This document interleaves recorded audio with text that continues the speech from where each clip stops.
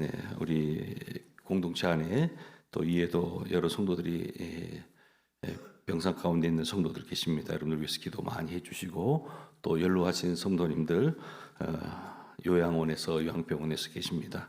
여러분들 계속해서 기도해 주시기를 바랍니다. 오늘은 특별히 이제 설 명절 연휴가 시작되는 그러한 주일이고 또 이 한 주간 특별히 고난주가 아니 사순절 제 수요일부터 시작되는데 여러분 한 주간 여러분들의 이제 고향 친척들을 방문한 분들도 계실 거고 또 오늘 이렇게 보니까 부모님 찾아서 오신 또 가족들도 있는 것 같아요. 여러분들 중에 이름으로 환영합니다. 특별히 설 명절을 맞이해서 이제 고향을 또 친척을 또 방문하러 오고 가는 길이 또 주님의 안전하신 인도와 보호하심 있기를 주님의 이름으로 축복합니다. 우리 장로님 기도하셨던 것처럼 여러분들이 모인 그 자리에 가시는 항상 축복의 통로가 되시기를 바랍니다. 언어의 영성 잘 간직하시고 축복하시고 또 복음을 전할 수 있는 그런 귀한 그 자리들이 되기를 축복합니다.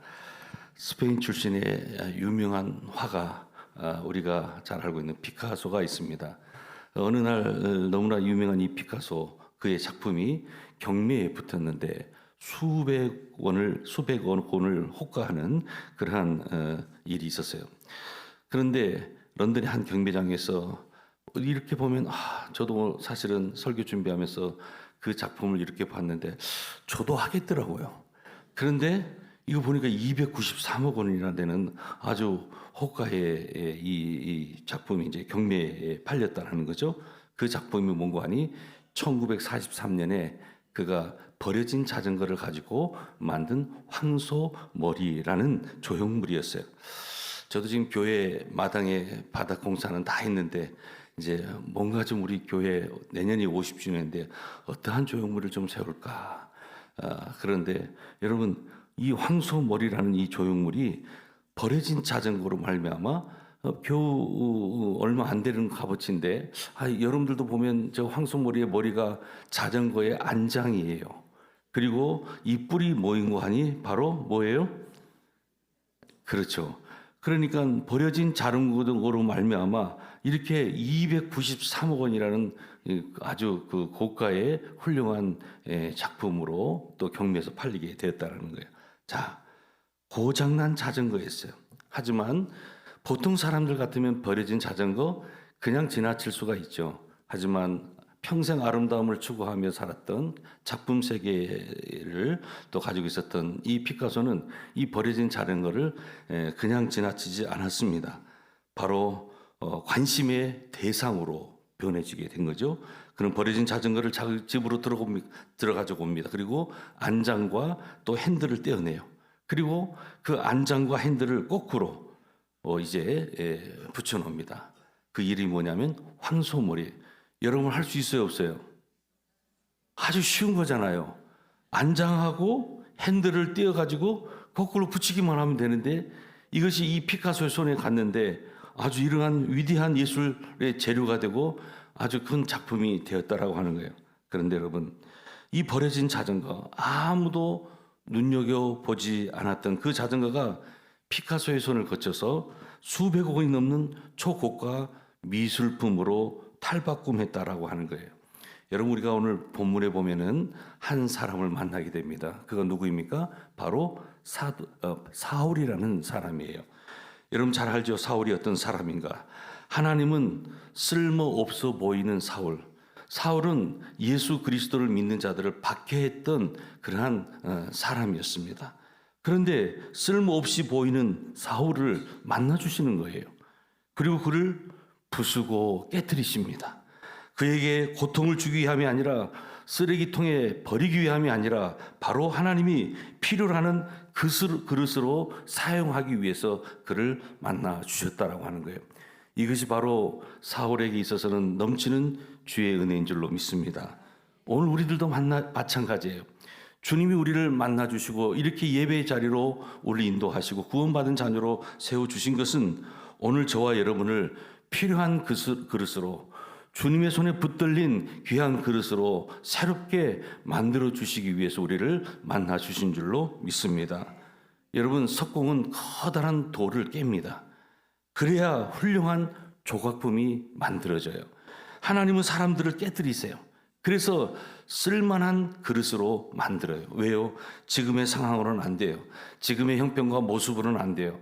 그래서 분명히 하나님께서는 그들에게 깨어짐의 은혜를 베풀어 주는데, 그것을 당하는 우리 인간에게 있어서는 그 순간은 고통이에요. 정말 아픈 상처예요. 하지만 이 깨어짐의 시간들을 통해서 위대한 작품, 하나님의 걸작품으로 변화하게 되는 것입니다. 어리석은 사람은 깨어짐의 고통이 힘들어서 그 깨어짐을 자꾸 거부해요. 그리고 그 깨어짐의 이 상황을 자꾸만 원망하고 불평해요. 또 세상의 사람들의 눈을 의식하면서 부끄러워해요. 그러나 지혜로운 사람은 그 깨어짐을 통해서 나오는 그 기쁨과 영광을 알기에 그 고통을 통해서 깨어지는 그 고통을 결코 두려워하지 않아요. 그리고 그 고통의 시간들을 인내하며 하나님 나를 만져주세요 라고 하면서 그 시간들을 기도하며 지나가게 되어 있는 것입니다. 여러분, 오늘 사도행전 이 9장의 말씀은 교회를 핍박했던 이 사울이 다메섹 도상에서 부활하신 주님을 만나는 장면이 나옵니다. 사울은 교회를 무너뜨리려는 열심으로 가득 찬 사람이었어요. 한마디로 박해자였어요. 주님은 그를 어떻게 말씀하시는가 하니, 오늘 본문에 보았더니 내 이름을 이방인과 임금들과 이스라엘 자손들에게 전하기 위하여 택한 나의 그릇이라 말씀하십니다. 여기 아주 놀라운 역사를 발견합니다. 사람의 눈에는 분명 파괴자였던 바울, 박해자였던 사울이었는데 주님의 눈에는 복음을 담아낸 그러한 합당한 그릇으로 우리 주님께서 그를 보았다는 거예요. 오늘 우리는 이 말씀을 통해서 하나님께 쓰임받는 합당한 그릇 되기 위해서 우리는 어떠한 길을 걸어가야 하는지 함께 말씀을 나누고자 합니다. 여러분, 먼저 그릇이라고 하는 것은 주인의 선택을 받아야 되는 거예요. 여러분들의 어떤 그릇이 보관되어 있는, 또 진열되어 있는 이러한 그 장식장이라든지 그런 데를 보게 되면 분명히 그릇은 주인의 선택을 받게 되어 있어요. 그릇은 스스로 쓰임 받을 수가 없어요. 반드시 주인의 선택을 받아야 됩니다. 사울은 스스로 사도가 된 것이 아니라 주님의 주권적인 선택이 바로 이 사울에게 있었던 겁니다. 하나님의 주권적 선택. 가라, 이 사람은 내 이름을 전하기 위하여 택한 나의 그릇이라. 하나님께서 먼저 부르셨어요. 그리고 그 부르심에 순종하게 될 때 우리는 쓰임받게 된다는 것입니다. 여러분, 합당한 그릇이 되려면 내가 무엇을 할 수 있는가 보다 먼저 하나님께서 나를 어떻게 쓰시려는가에 대한 그 귀를 기울이시기를 바랍니다. 어느 도공이요, 이 진흙을 막 빚어서 그릇을 만들 때 진흙은 스스로 모양을 만들 수 없잖아요. 반드시 이 도공의 손길에 따라서 모양이 나오게 되는 거예요. 여러분, 우리 인생도 마찬가지입니다. 하나님께서 우리를 빚으시고 하나님께서 우리를 선택하실 때 비로소 우리는 그때 쓰임 받을 수 있다는 거예요. 우리는 스스로 능력이나 업적을 자랑하는 경우가 있어요. 하지만 하나님께서 나를 어떻게 쓰시려는지 먼저 귀를 기울여야 합니다. 주여, 제 삶을 당신의 손에 맡깁니다 라는 그 겸손한 태도가 합당한 그릇의 시작이라고 하는 거예요. 여러분, 주님께 쓰임받기를 원하십니까? 먼저 주님 앞에 기도하시기를 바랍니다. 주님, 제 삶을 주님의 손에 맡깁니다 라는 그 겸손한 태도를 가지시기를 바랍니다. 우리의 인생이라고 하는 것은 하나님께서 빚으시는 작품이에요. 그래서 합당한 그릇이 되려면 먼저 주님의 선택을 겸허히 받아들이는 태도가 우리에게 필요합니다. 직장에서 때로는 인정받지 못하거나 때로는 사람들에게 무시당하는 그 순간에도 여러분, 낙심하지 마세요. 하나님께서 나를 선택하셨다라는 사실이 중요한 거예요. 그리고 사람의 평가가 아니라 주님의 선택이 우리의 가치를 결정한다는 거예요. 먼저 여러분, 오늘 이 예배 자리에 왔다라고 하는 것이 여러분에게 있어서 최고의 그러한 축복임을 기억하시기를 바랍니다. 두 번째로, 그릇이라고 하는 것은 목적에 맞게 준비되어야 합니다. 주님은 사울을 어떻게 세우셨어요? 이방인과 임금들과 또 이스라엘 자손들에게 복음을 전하는 그릇으로, 나의 택한 그릇으로 세웠다라고 말씀하는 거예요. 여러분, 그릇이라고 하는 것은 용도에 따라서 다 다르게 준비가 되어 있죠. 그래서 금그릇이 있고 은그릇이 있고 또한 질그릇이 있듯이 하나님은 각 사람을 다른 사명으로 다 준비시키는 거예요. 사울은 율법에 능통했어요. 또 헬라 문화에도 아주 익숙했어요. 그의 배경과 지식, 한마디로 스펙을 보면 하나님께서 이방의 사도로 세우기에 너무나 적합한 그러한 배경과 지식을 가지고 있었던 그러한 인물이었어요. 소위 말하는 이방 선교를 위해서 최적합한 준비된 도구였다라고 하는 것입니다. 하나님께서 주신 은사와 환경과 경험이라고 하는 것은 모두 그릇을 준비하는 과정이라고 하는 거예요. 여러분, 우리 특별히 청소년들, 젊은이들, 우리 기성세대들도 다 마찬가지입니다. 내가 성장하는 과정 속에서 때로는 넘어짐의 시간들도 가질 것이고 실패의 순간도 가지실 거고 때로는 여러 가지 많은 삶의 그 환경, 다양한 경험들을 갖게 될 거예요. 그런데 세상을 멀리 보세요. 하나님께서 나를 어떻게 빚으신가? 하나님께서 나를 어떻게 인도하시는가? 우리의 실패와 눈물조차도 하나님께서 쓰실 재료로 사용하여 주신다는 거예요. 합당한 그릇은 단순히 깨끗만 한 것이 아니에요. 바로 주인의 목적에 맞게 준비된 그릇으로 하나님께서 우리를 빚어가 주신다는 거예요. 여러분, 병원에서 수술할 때 쓰는 도구가 있죠. 또 가정에서 쓰는 그러한 그릇이 있어요. 목적에 따라 준비가 달라지는 거예요. 하나님께서도 마찬가지예요. 우리 각 사람을 다른 사명으로 준비시켜 준다는 거예요.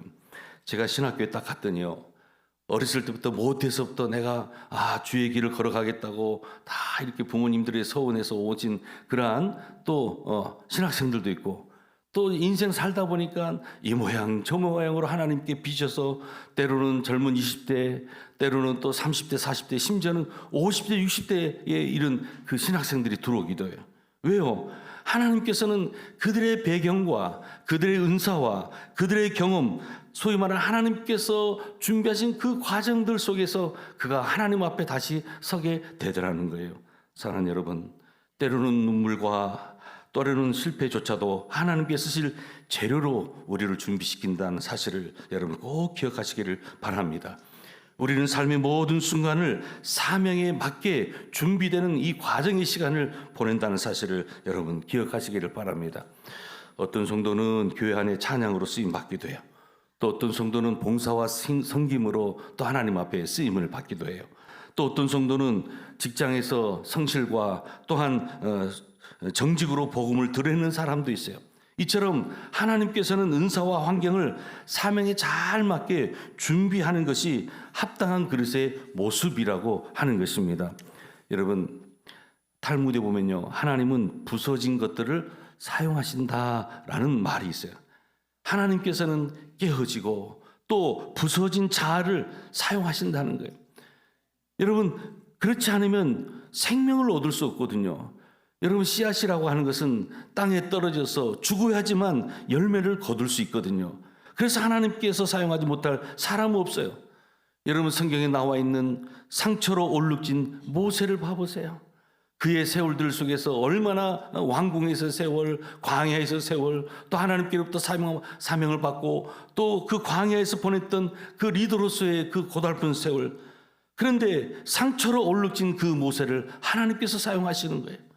또는 절망의 늪에서 빠졌던 그 다윗을 하나님은 사용하시는데 지금의 그들의 환경, 그들의 어떠한 그 경험, 이 모든 것들은 결코 하나님께서 세우시고 쓰임 받을 때 아무런 제한이 없다는 거예요. 오히려 그러한 것들이 다 밑거름이 되어서 하나님이 귀하게 쓰여 주신다는 거예요.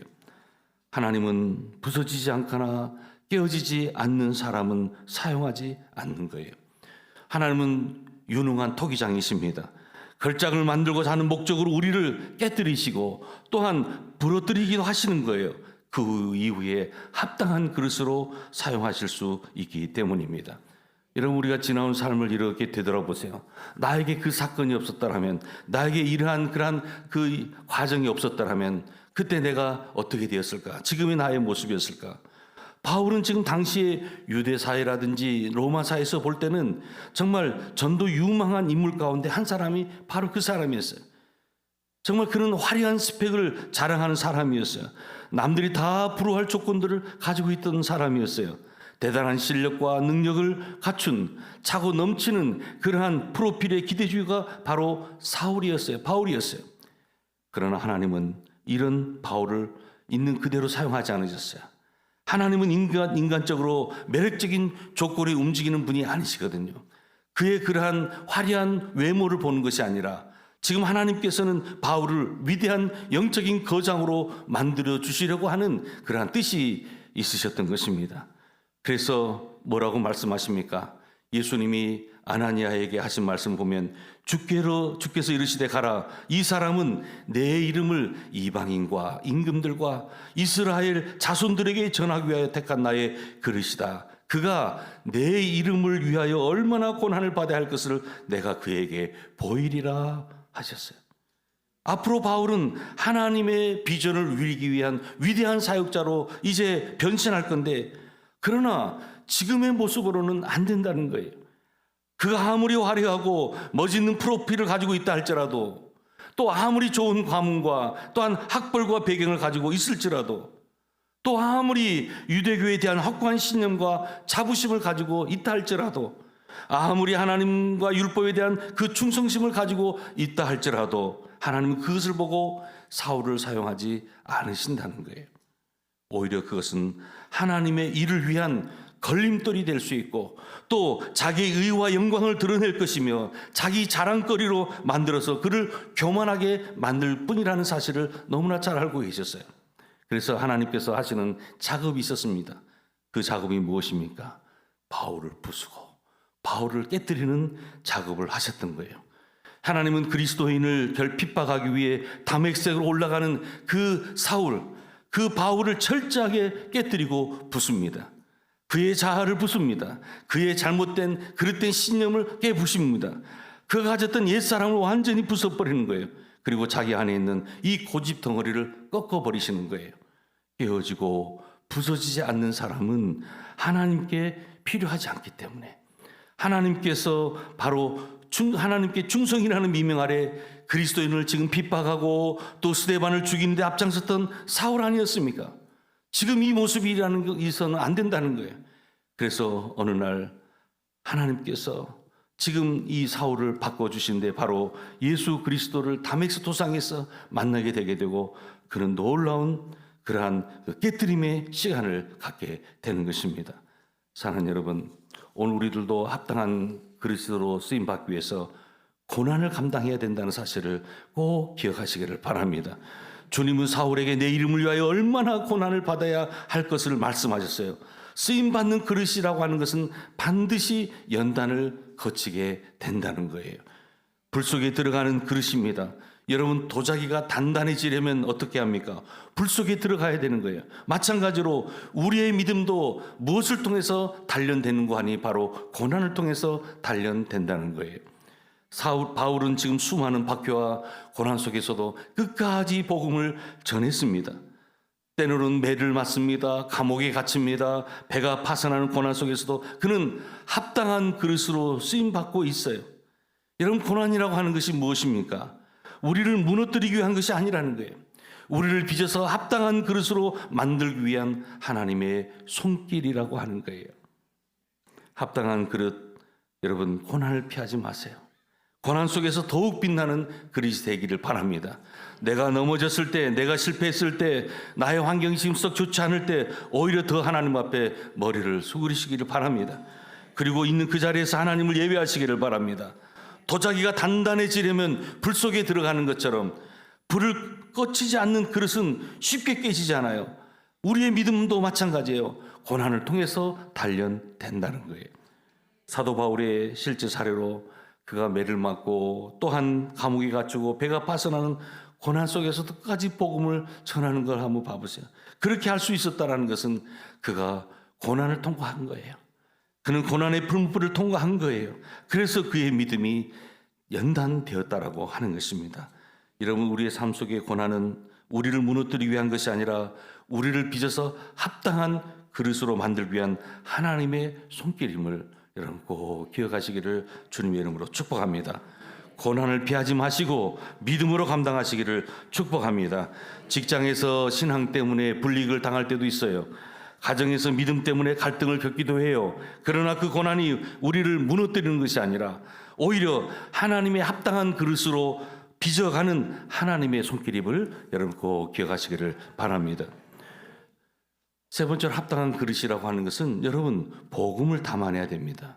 그릇은 무언가를 담기 위한 존재 아니겠어요? 합당한 그릇은 자신을 드러내지 않고 바로 오직 복음을 담아내야 된다는 거예요. 바울은 자신의 지식과 능력을 자랑하지 않았어요. 이제는 예수 그리스도를 만나고 난 이후에 그의 삶이라고 하는 것은 180도 달라졌어요.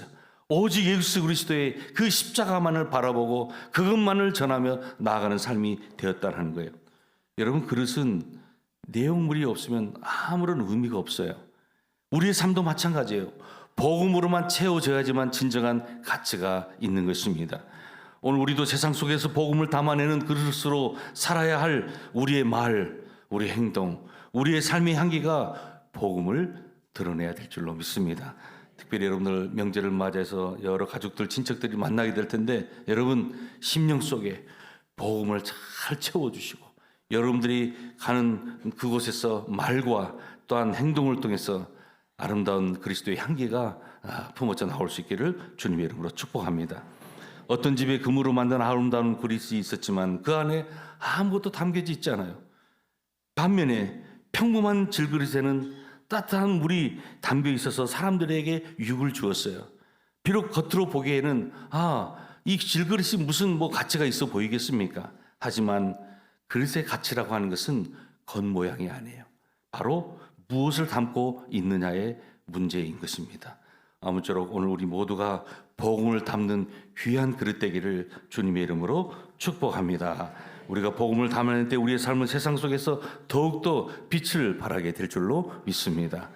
주님께 쓰임받는 합당한 그릇 되기 위해서 먼저 주님의 선택을 겸손히 받아들이는 우리 모두가 되기를 축복합니다.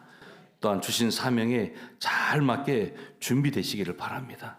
주님께서는 그러한 삶의 여정 속에 고난이라는 것을 우리들에게 주실 거예요. 그것을 기꺼이 감당하시기를 바랍니다. 그리고 복음을 담아내는 삶이 우리에게 꼭 필요합니다. 아무쪼록 부디 우리의 인생이 단순히 장식용 그릇이 아니라 바로 주님의 손에 붙들려 복음을 담아내는 귀한 그릇 되기를 주님의 이름으로 축복합니다. 오늘도 주님 앞에 자신을 내어드리며 주여 저를 주님의 합당한 그릇으로 빚어 주시옵소서. 이러한 고백이 우리 모두의 고백이 되기를 주님의 이름으로 축복합니다.